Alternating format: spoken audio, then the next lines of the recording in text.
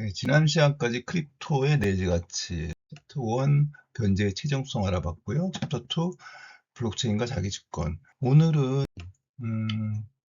무역 금융망에 대해서 알아보도록 하겠습니다. 글로벌 무역에서 그러니까 국제무역에서 거래 당사자끼리 서로 잘 모르는 상태에서 거래를 해야 되는 경우가 굉장히 많습니다. 수입업자와 수출업자가 서로 잘 모르기 때문에 수출업자 입장에서는 내가 물건을 보내면 돈을 받을 수 있을까? 수입업자 입장에서는 거꾸로 돈 보냈는데 물건 안 오면 어떡하지? 이런 불안이 항상 있어요. 이런 딜레마가 항상 존재합니다. 그래서 이거를 해결해 주는 게 바로 은행이거든요. 그 은행이 신용장을 발행해 주면서 수출업자한테 서류 조건이 맞으면 결제하겠다라는 보증을 합니다. 문제는 21세기엔 지금도 종이 서류에 의존한다는 거예요. 선화증권이라고 하는 그 BL 같은 경우 원본 서류를 가진 사람이 그 화물의 주인입니다. 이러다 보니까 서류를 위조한 사기가 자주 일어나요. 그러니까 선화증권을 위조해갖고 물건을 찾아서 빼돌린다든지 또 신용장을 위조해서 중복대출을 받는다든지 이런 일들이 심심치 않게 발생합니다. 실제로 국제상업회의소 자료에 따르면요. 전 세계 무역금융거래 중에 약 1% 정도가 사기일 가능성이 많다고 합니다. 연간 무역금융시장이 한 10조 달러 정도 되거든요. 1%면은 1000억 불이니까 하나로 치면은 150조 가까이 되죠. 엄청난 사기 시장입니다. 이러다 보니까 은행 입장에서는 서류 심사를 아주 까다롭게 할 수밖에 없어요. 신용장 서류에서 만약에 점 하나만 틀려도 지급이 거절되죠. 대기업 같은 경우는 그 무역 서류만 전담으로 처리하는 부서가 따로 있는 정도인데 그에 반해서 중소기업 같은 경우는 그렇지 못하잖아요. 그러니까 사장이나 경리가 한단 말이죠. 그러니까 자꾸 비전문가가 하다 보니까 실수도 작고 그러면서 지급이 늦어지거나 아예 자금 지원을 못 받는 경우가 많습니다. 이거를 무역금융 갭이라고 해요. 그러니까 금융 지원을 요청을 했는데, 그러니까 대출을 요청을 했는데 뭐 문서가 제대로 안 돼 있거나 아니면 신용이 문제가 있거나 또는 담보가 문제가 있거나 해갖고 자금 지원을 받지 못하는 이걸 무역금융 갭이라고 하는데요. 전 세계적으로 해마다 전체 무역금융의 한 15에서 25%, 그러니까 1.5조에서 2.5조 달러가 조금 넘는 자금 수요가 신청했지만 거절되고 있습니다. 결국 중소기업은 물건을 만들 능력은 있는데 복잡한 절차와 신용도 때문에 물건을 만들 돈을 구하지 못하고 수출을 포기해야 되는 경우가 발생을 하죠. 모든 사건의 기본적인 그 원인이 이 종이 기반 서류에 있어요. 그리고 이거를 개선하고자 한 프로젝트가 바로 트레이드 렌즈 프로젝트입니다. IBM이랑 세계 최대의 해운사인 머스크가 공동으로 추진했던 프로젝트인데요. 기본적으로 추진한 게 뭐냐면 모든 무역 서류, 그러니까 문서를 디지털합니다. 전자문서화합니다. 전자문서화해서 이거를 어디다가 보관하냐면 블록체인에다가 보관해요. 블록체인의 특성이 한번 기록되면은 영구히 위 변조가 불가능하잖아요. 때문에 나중에 서류 위조 같은 거는 미연에 방지할 수 있겠죠. 뿐만 아니라 스마트 계약을 통해 갖고 자동화된 어떤 업무 처리가 가능하기 때문에 그야말로 문서 자동화 플러스 프로세스 자동화를 이뤘죠. 실제로 프로젝트 시범 기간 동안에 전체 서류 비용의 20%를 절감을 할 수 있었고요. 더 중요한 게 수송 시간을 40%를 단축할 수 있었어요. 그러니까 예를 들면 아프리카에서 대한민국까지 오는데 한 달이 걸렸다면 그게 40%니까 3, 40, 12일이 줄어서 18일에 도착할 수 있는 거죠. 그러니까 시간이 돈이잖아요. 엄청난 비용 단축. 비록 그 네트워크 확산, 그러니까 회원사를 늘리는 데 실패를 해서 서비스를 중단하긴 했지만 굉장히 혁신적인 어떤 그 시스템, 그러니까 블록체인이 가능하구나. 이 무역금융망에도 그리고 접목했을 때 이렇게 효과가 있구나라는 것을 보여준 어떤 실증 사례로 굉장히 의미가 있습니다. 기본적으로 사용했던 방식이 일단 뭐 블록체인 당연히 쓰고 스마트 계약, 오라클, 수입업자가 지정한 항구에 도착했는지 여부를 하기 위해서 외부 시스템 연동이 필요하죠. 예를 들면 뭐 항구 시스템과 또는 뭐 세관 시스템과 연동. 그래서 그리고 오라클이 반드시 필요하고요. 여기서 이제 주의하셔야 될 게 뭐냐면 여기서 사용했던 블록체인이 허가형 블록체인이라는 겁니다. 퍼미션드 블록체인. 우리가 알고 있는 비트코인이나 이더리움 같은 경우는 비허가형 블록체인, 그러니까 퍼미션리스라고 해요. 또는 간단하게 퍼블릭 블록체인이라고 하죠. 퍼블릭은 누구나가 인터넷만 접속이 되면 누구나가 아무 제한 없이 접속해서 그 안에 있는 블록체인 내용을 들여다보고 또는 어, 기록을 하고 할 수 있잖아요. 허가형 그렇지 않고 은행이나 기업 등 이 그 프로세스 안에서 승인된 참여자만 접근을 할 수 있었습니다. 퍼미션들을 할 수밖에 없었던 게 몇 가지가 있어요.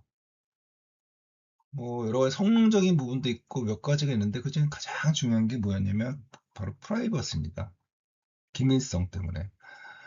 무슨 얘기냐면은 퍼블릭 같은 경우는 아시다시피 누구나 다 접속할 수 있고 접속한 사람은 그 안에 들어가는 내용들은 기록되는 내용은 다 보잖아요. 그게 가장 큰 장점이기도 하죠. 근데 무역 같은 경우 무역 데이터는 굉장히 민감한 사항들을 많이 내포하고 있습니다. 무역 상품 자체가 민감할 수도 있고요. 그거 아주 기밀성을 유하는 그런 것도 있잖아요. 뭐 심하게 뭐 무기 체계가 들어갈 수도 있고 그 다음에 고객 정보도 굉장히 또 민감한 상황이죠. 그런 것이 어떤 경쟁사나 또는 적성국에 넘어간다고 생각해 보세요. 끔찍하잖아요. 때문에 그런 기밀성 때문에 반드시 허가형을 쓸 수밖에 없습니다. 굉장히 그래도 뭐 아까 보셨던 그런 효과를 얻을 수 있는데 그럼에도 불구하고 아직 해결하지 못하고 있는 게 하나 있어요. 그냥 결제 부분인데 법정화폐 결제 지연의 병목 현상입니다. 우리가 그 법정화폐 그러니까 주로 무역에서 한 90% 가까이가 달러로 쓴다고 하더라고요. 그 법정화폐 국제결제는 스위프트 망을 통해 갖고 간다고 하지만 사실은 스위프트 망 자체는 메시지 교환망이기 때문에 예를 들어서 A에서 B로 간다라는 어떤 그런 내용들은 그러니까 언제 뭐 돈 얼마를 보낼게 이런 메시지는 빛의 속도로 가요. 24시간 365일 상관없이. 하지만 실제 그 메시지망으로 보낸 돈이 갈 때는 얘는 메시지망을 타고 가는 게 아니라 메시지를 타고 가는 거는 전자만 타고 가잖아요. 실제로 돈이 움직이는 거는 중개은행의 입출금 과정을 거치면서 갑니다. 우리가 서울에서 아프리카의 어느 도시로 갈 때 다이렉트 직항편이 없으면 중간중간에 비행기를 경유해서 갈아타면서 가는 것처럼 중개은행들이라고 하는데 중개은행들을 거쳐갖고 징검다리 넘듯이 그렇게 갑니다. 근데 이 중개은행의 입출금 처리는 사람에 의해서 이루어지거든요. 입금이 되고 확인한 다음에 승인을 받고 다시 출금되고 이런 것들이 반복되는데 이런 승인과 확인 절차가 필요하니까 당연히 업무 시간에만 되죠. 근데 나라마다 시차가 있고 또 근무하는 형태가 다르잖아요. 공휴일이 다를 수가 있고. 때문에 굉장히 비싸고 느릴 수밖에 없어요. 그러니까 보통 국제 송금 같은 경우 이틀에서 5일 정도 걸리고요. 이게 시간이 길어지면 길어질수록 중개 수수료도 마찬가지로 올라갑니다. 보통 수수료 같은 경우는 3에서 7%, 많으면 10%가 넘어가는 경우도 있어요. 그다음에 중간에 문제가 생겼다고 했을 때 이게 문제의 원인이 어디서 발생한 건지, 어디서 정체되고 있는 건지, 아니면 어디서 처리가 안 되고 있는 건지에 대한 실시간 확인이 불가능합니다. 이거에 대한 명쾌한 해답이 있죠. 바로 블록체인과 스테이블 코인을 통해서 결제해버리는 겁니다. 아시다시피 24시간 365일 전 세계 어디서나 인터넷만 있으면 되고 또 중개은행 아까 말씀드렸는데 중개은행 같은 경우에 어떤 중개 기능 또는 필요에 따라서 환전도 하는데 환전 비용은 비용이 거의 필요가 없죠. 최소화가 됩니다. 거의 제로에 가깝습니다. 스테이블 코인을 활용하면 법정 화폐 결제 지연이라는 마지막 병목을 제거하는데요. 아까 같은 경우는 스마트 컨트랙에 의해서 지급 조건이 충족되는 순간 은행한테 지급해 달라라는 지금 요청을 한 반면에 지금 같은 경우는 바로 스테이블 코인으로 결제를 해버리는 거죠. 근데 여기서 아까 주목해야 될 게 뭐냐면 제가 그 무역금융에서 활용되는 블록체인이 퍼미션드라고 했잖아요. 제한된 참여자만 들어올 수 있는. 근데 스테이블 코인 같은 경우 이 스테이블 코인이 운영되고 있는 그런 시스템, 플랫폼, 네트워크, 그 퍼블릭인가요? 프라이빗인가요? 이더리움 같은 경우 퍼블릭이죠. 퍼미션드와 서로 상이한 퍼블릭 두 개의 서로 상이한 블록체인이 같이 맞물려서 돈다. 그래서 하이브리드 시스템이라고 합니다. 그리고 이게 바로 그 이더리움이 추구하고 있는 무역 금융 복합망의 기본이기도 해요. 퍼미션드 레이어에서 거래와 서류 관리는 퍼미션드 블록체인에서 프라이버시와 규제를 준수하면서 처리를 하고, 그러니까 복잡한 업무들 이런 것들은 다 시키는 대로 룰에 따라서 하고, 결제와 정산은 퍼블릭 블록체인에서 스테이블 코인으로 빠르게 처리하는 방식입니다. 물론 그 모든 서류를 다 블록체인에 보관하는 건 아니에요. 서류 중에서 텍스트 데이터, 그러니까 글자로 되어 있는 것들만 전자문서화해서 블록체인을 하고, 무역 서류 중에 상당 부분을 차지하고 있는 어떤 사진 같은 것들은 별도의 오프체인에다가 보관합니다. 퍼미션 블록체인에서는 실제로 계약 실행, 스마트 컨트랙 실행에 필요한 어떤 텍스트 데이터만 이제 보관하죠. 거기에 비해서 이제 퍼블릭 레이어에서는 여기서 더 줄여서 민감한 사항들을 빼놓고 꼭 필요한 해시값들만 암호화시켜갖고 보관합니다. 퍼미션드 레이어 스마트 계약에 의해서 어떤 지불 조건이 충족이 되면 퍼미션드 레이어가 퍼블릭 레이어한테 지급 요청을 하게 되고, 그럼 퍼블릭 레이어는 자기가 갖고 있는 또 스마트 계약 컨디션에 맞는지를 확인한 다음에 컨디션이 맞다 싶으면은 스테이블 코인으로 바로 정산을 하거나 아니면은 RWA 토큰화를 진행하게 됩니다. 여기서 RWA 토큰화가 어떻게 진행되는지 한번 볼게요. 퍼미션드 블록체인에서 이미 검증된 무역자산을 그대로 다 퍼블릭 레이어로 가까우면은 안 된다고 그랬죠. 아까. 그래서 민감한 정보는 가리고 이 자산은 10억짜리다 라는 증명서만 이더리움으로 보냅니다. 그러니까 뭐 그 항목이 뭐고 품목이 뭐고 개수가 뭐고 뭐 어디서 어디로 가는 건지 모르겠는데, 아무튼 이 무역자산은 10억 원의 가치가 있어 라는 증명서만 보내는 거죠. 그 이더리움은 이 증명서만 보관하는 어떤 등기소 같은 역할을 해요. 그리고 이 증명서를 근간으로 해서 이더리움에서 토큰화를 합니다. 예를 들면은 3개월 뒤에 받을 그 10억 원의 인보이스를 연 6%의 수익이 나는 토큰으로 만들어서 뿌려요. 그러면 전 세계에 있는 투자자들이 이거를 스테이블 코인으로 바로 사는 겁니다. 수출업자 입장에서는 3개월 뒤에 받을 돈을 미리 받게 되고, 나중에 실제 대금이 들어오면 스마트 계약이 자동으로 원금과 이자를 나눠주고 발행했던 토큰을 전부 수거해갖고 소각시켜버리죠.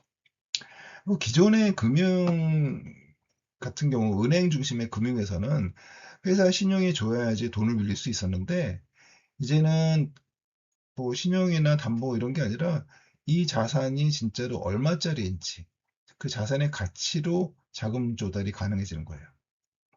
뿐만 아니라 이 토큰화된 무역재 채권 같은 경우는 기간이 굉장히 짧고 보통 한 3개월에서 12개월, 그다음에 수익률이 굉장히 안정적으로 고정돼 있고, 전통적인 어떤 주식이나 채권 시장과의 그 상관관계가 굉장히 낮기 때문에 투자의 포트폴리오를 다각화한다는 데 굉장히 좋아요.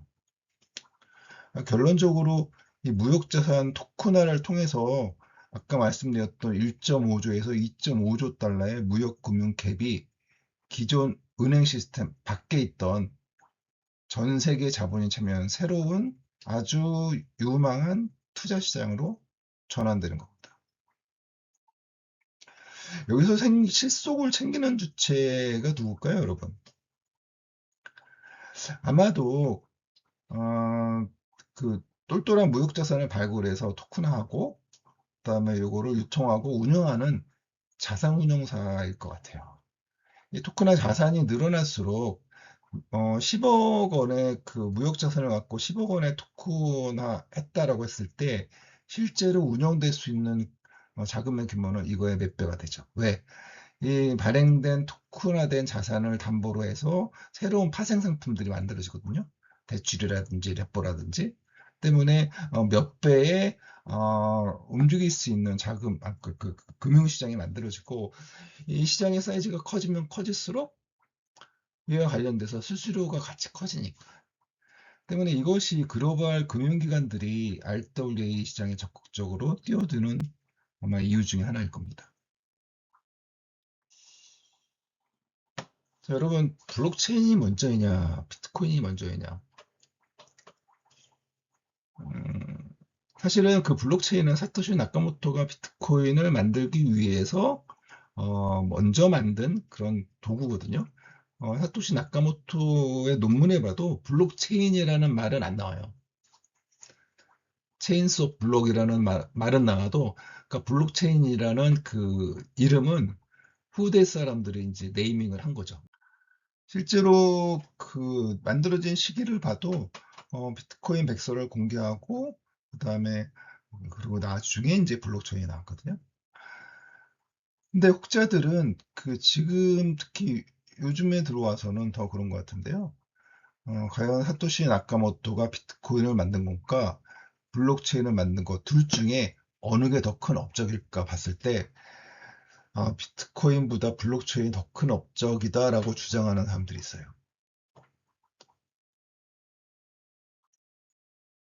그 뭐, 사토시가 만들 때 블록체인은 비트코인 단지 화폐를 만들기 위해서 만든 거였는데, 이 사람들이 나중에 특히 기관이나 기업들이 봤을 때, 저 비트코인은 마음에 안 드는데 비트코인에서 저 화폐 기능만 딱 빼놓고 보니까 저 블록체인이 굉장히 괜찮네? 아주 유용하네? 라는 걸 알아차렸죠. 그들이 그 비트코인에서 화폐 기능을 빼놓고 블록체인만 가져다가 기업형 블록체인을 만듭니다. 그 블록체인의 여러 가지 특성들, 특히 분선언장 기술을 기업의 비즈니스 욕구에 맞게끔 변형한 그런 블록체인을 만들고요. 그 대표적인 게 바로 하이퍼레저 프로젝트라고 볼 수 있어요.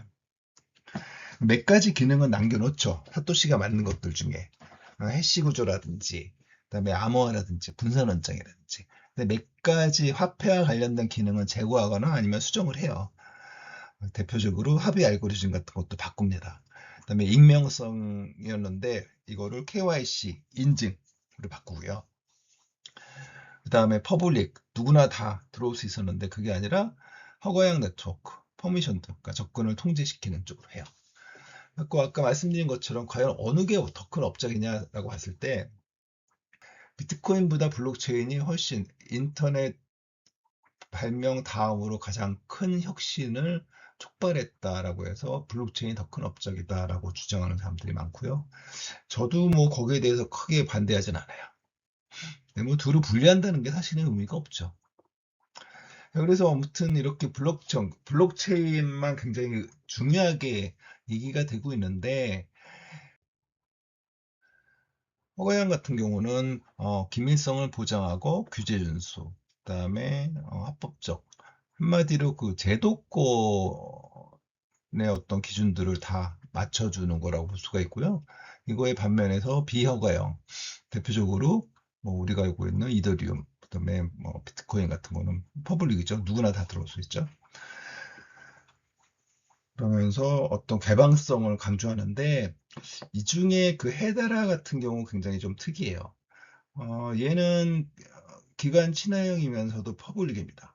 퍼블릭 하면은 우리가 대표적으로 떠오르는 단어가 누구나 다 접속할 수 있는 개방형, 그 다음에 투명성, 그 다음에 탈중앙화 이런 거잖아요. 근데 얘는 퍼블릭이면서 중앙화되어 있습니다. 어디에 중앙화되어 있냐면 전 세계의 유명한 쟁쟁한 그 31개의 글로벌 컴퍼니들이 참여하고 있는 거버넌스의 권한이 집중되어 있어요. 그래서 얘는 퍼블릭이면서 중앙화되어 있다. 아무튼 이처럼 다양한 그런 그 DLT가 존재하는데, 이처럼 다양한 DLT들을 엮어주는 게 바로 상호 운용성 기술입니다. 상호운용성 기술의 정의 간단하게 설명하면 이기종 DLT, 서로 다른 DLT들 간의 데이터 교환과 거래를 가능하게 해주는 표준 규약이다. 그러면서 유동성 파편화 해결의 핵심 요소라고 얘기하는데요. 이 유동성 파편화라는 게 뭐냐면 어떤 특정 체인의 자산이 다른 체인으로 넘어가지 못하고 그 자기 체인 안에만 막혀 있는 거예요. 그러니까 섬 안에 갇힌 셈이죠. 이걸 유동성 파편화라고 합니다.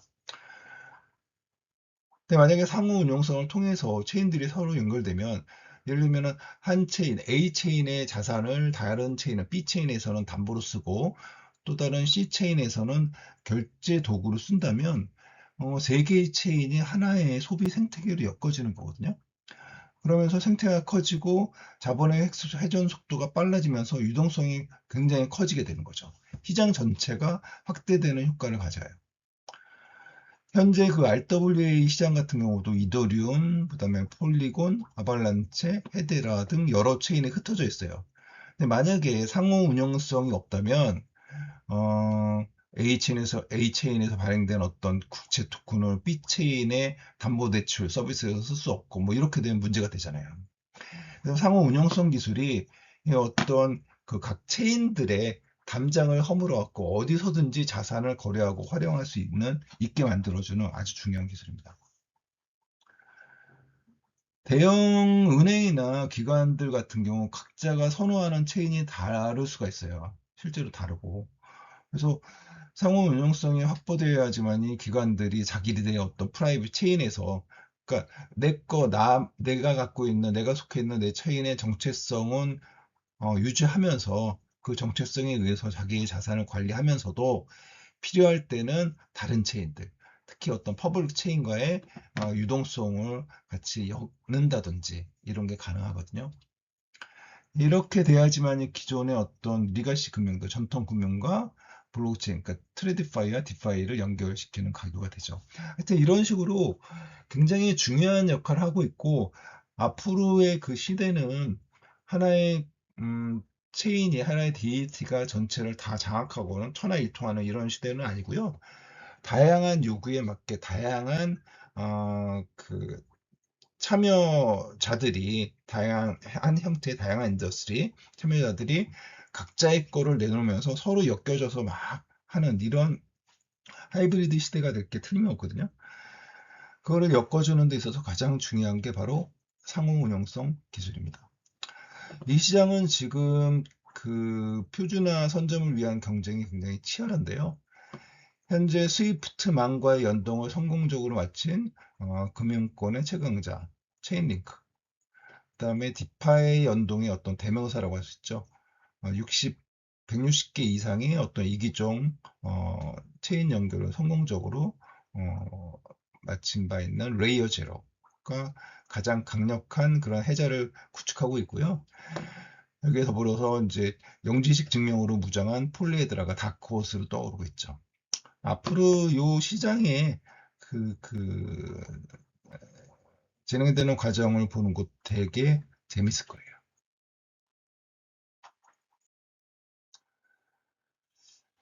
자, 이처럼 다양한 DLT들이 상호운용성 기술을 통해 갖고 엮여져서 어떻게 토큰화가 이루어지는지를 한번 살펴보도록 하겠습니다. 퍼미션드 레이어에서 기업 내부의 어떤 복잡한 업무, 그다음에 문서 처리, 원장 관리 이런 것들을 합니다. 거기서 영지시 증명으로 만들어진 어떤 그 자료의 최종성을 유효성을 추출하죠. 추출한 거를 누구한테 보내냐면 영지시 증명으로 통해서 헤데라한테 보내요. 헤데라가 보내면 헤데라는 이거를 받아서 증명을 받아갖고 규제 준수 RWA 토큰을 발행을 합니다. HTS 토큰이라고 해요. 발행한 HTS 토큰을 RWA 토큰, 헤데라의 RWA 토큰이죠. 얘를 유동성을 태우기 위해서 유동성의 바다인 이더리움으로 브릿지 방식으로 넘깁니다. 브릿지 방식이 뭐냐면 락앤민트라고 해갖고 우리 WBNB가 만들어지는 것도 브릿지 방식이에요. 모빅을 락하고 해당되는 ERC20의 토큰을 발행한 거. 그거를 락앤민트라고 하거든요.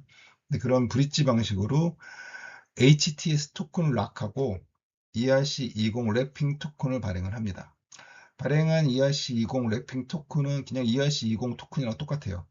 그래서 이더리움의 그 드넓은 유동성의 바다, 디파이 유동성의 바다로 헤엄쳐 다니다가 적당한 임자를 만나면 스테이블 코인으로 바로 결제를 합니다. 이더맥에서 이런 얘기가 나올 수가 있어요. 이더리움이 많이 발전했고 특히 레이어 2의 다양한 기능들이 나오고 있는데 왜 굳이 헤데라를 써야 돼? 뭐, 기술적으로는 헤데라 없이도 가능할 수 있죠. 근데 기관들, 특히 금융기관들이 굉장히 신경을 쓰고 있는 부분이 세 가지가 있습니다. 첫째가 책임의 주체예요. 금융권은 굉장히 보수적인데 가장 강하고 프라이스 퍼포먼스나 뭐 이런 게 좋은 기술을 중요하게 삼는 게 아니라 문제가 생겼을 때 혹시나 문제가 생겼을 때 책임을 물을 수 있는지 여부를 가장 중요한 선택의 기준으로 삼습니다. 그런 점에서 이더리움은 누구한테 책임을 묻죠? 비탈릭 부테린? 아니죠. 이더리움은 명확한 책임의 주체가 없습니다. 그에 반해서 헤데라는 거버넌스라는 전 세계 글로벌 31개 기업이 참여하고 있는 거버넌스라는 아주 확실한 책임의 주체가 있습니다. 둘째 예측 가능성이에요. 이 퍼미션드 자산의 어떤 모든 변화들, 예를 들면 이더리움 위에서 토큰을 뭐 10,000개를 뽑는다, 토큰을 한다라고 했을 때 이더리움 스마트 컨트랙을 사용하려면 가스비를 내야 되잖아요. 이 가스비가 부담이 돼요. 이 가스비 자체가 2더인데 2더의 가격이 뭐 내일 어떻게 될지 알 수 있는 사람 아무도 없잖아요. 그죠? 가스비 자체가 시장 가격에 연동되기 때문에 예측을 할 수가 없어요. 그러니까 10,000개의 RWA 토큰을 발행한다고 했을 때 발행되는 비용이 얼마냐? 몰라. 가봐야 알아. 뿐만 아니라 동일한 일을 처리하는 데 있어서도 만약에 그 트래픽이 몰리면 그 네트워크가 바빠지면 이더리움 같은 경우 그 가스비가 올라요. 똑같은 일인데 어제랑 다르고 오늘이랑 달라. 그래서 고정 수수료가 아니거든요. 근데 이에 반해서 헤데라는 고정 수수료를 채택을 합니다. 그것도 단위가 US 달러예요. 굉장히 싸. 같은 일에 비해서 이더리움에 비해서 월등히 쌉니다. 고정 수수료를 받고 있고 US 달러이기 때문에 0.0001달러 딱 고정. 물론 헤더라도 자기의 코인이 있어요. 이 코인은 시장에서 움직이는 가격에 따라서 왔다 갔다 하거든요. 하지만 헤데라에서 사용되는 수수료는 US 달러로 딱 픽스되어 있습니다. 그리고 일단 이더리움보다 월등히 빠릅니다. 세 번째가 가장 중요할 수 있는데 통제 가능성이에요. 은행이 가장 싫어하는 게 가장 무서워하는 게 통제 불가능한 자산이거든요. 그러니까 이 RWA 자체가 실물 자산을 근간으로 발행되는 토큰이기 때문에 실물 자산에 큰 변화가 있으면 큰 변동이 있으면 그거를 반영을 해야 되잖아요. 예를 들면은 자산 평가할 때 어떤 잘못이 있었다거나 또는 자산 평가는 정상적으로 했는데 진행되는 과정에서 자산의 변동 사항이 생길 수 있죠. 예를 들면 뭐 전쟁이 나거나 아니면 천재지변으로 뭐 없어져 버릴 수도 있잖아요. 그랬을 때 그 변동 사항을 바로 해당 토큰에 이렇게 반영해야 되는데 ERC20 토큰 같은 경우는 얘는 한번 집 밖에 나가면 호적을 파악고 나가는 거랑 똑같아서 어디서 뭐하고 돌아다니는지 알 수가 없어요. 근데 헤데라의 HTS 토큰은 경우에 따라서 그게 가능합니다. 필요하면 동결이나 압수 같은 것들이 가능해요. 그래서 그나마 그 이더리움 같은 퍼블릭 유동성의 디파이 유동성에 기관들이 들어올 수 있는 어떤 안전장치 중에 하나로 볼 수가 있겠죠. 그래서 구조는 앞으로 이렇게 나뉩니다. 이게 꼭 헤데라가 아닐 수도 있어요. 하지만 헤데라와 비슷한 그런 기능하는 무언가는 반드시 존재할 텐데 얘가 규제에 맞게 만들고 그다음에 이더리움에서는 글로벌 유동성으로 그거를 거래하는 거죠. 그래서 따라서 미래의 RWA 시장은 어떤 단일 체인이 지배하는 시장이 아니라 하이브리드 구조로 갈 수밖에 없습니다. 그러면 지금까지 말씀드렸던 기관과 빅테크의 RWA 토큰화 금융 구조를 한 장에 정리한 건데요. 뭐 개인 지갑이든 빅테크 지갑이든 DID나 또는 아까 말씀드렸죠 DID 생체 인증으로 이 사람이 맞는지를 확인하죠. 뿐만 아니라 이 사람의 주인은 맞는데 이 지갑의 주인은 맞는데 거래할 자격이 있는지를 확인을 합니다. 확인해서 이 사람 맞다. 그리고 뭐 18세 이상이래 갖고 이 사람 거래할 수 있어 라고 하면 퍼미션드 레이어와 DLT랑 오라클이 나서서 이 사람이 지금 토큰화 하려는 또는 뭐 거꾸로 가려는 그 자산이 실제로 있는지 또는 권리는 맞는지 어떤 법적인 규제 조건은 다 충족했는지를 하나씩 하나씩 다 확인하고 다 확인하고 보니까 오케이 문제가 없다라고 하면 그거를 영지식 증명을 통해 갖고 헤데라한테 넘겨요. 헤데라는 그 증명을 기준으로 해서 아까 말씀드렸죠 HTS 토큰을 발행합니다. 헤데라에서 발행된 원본 HTS 토큰은 브릿지를 통해 갖고 이더리움으로 넘어가죠. 거기 가서 ERC20 랩핑 토큰으로 만들어지고 또는 경우에 따라서는 ERC3643 이건 규제 준수 토큰인데 만들어질 수도 있어요. 아무튼 넘어가면 그 다음에 비로소 스마트 컨트랙트에 의해 갖고 적절한 임자를 만나면 DVP라고 하죠. 그 딜리버리 vs 페이먼트 또는 아토믹 세틀먼트라고 합니다. 즉시 교환 서로 바로 동시에 RWA 토큰과 스테이블 코인이 막 교환되는 거예요. 그런 형태로 거래가 됩니다.